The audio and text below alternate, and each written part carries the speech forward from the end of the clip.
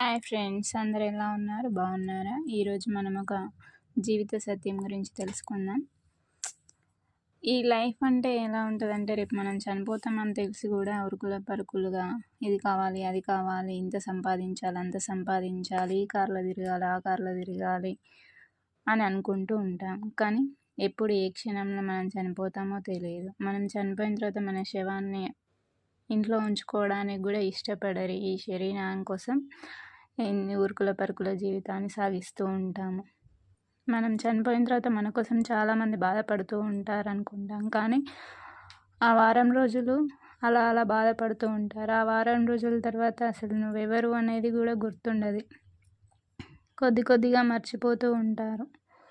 అలాంటి మనుషుల కోసం మనం బాధపడాల్సిన అవసరం లేదు. మనకు నచ్చింది తినాలి, నచ్చినట్టు ఉండాలి, అంతే లైఫ్.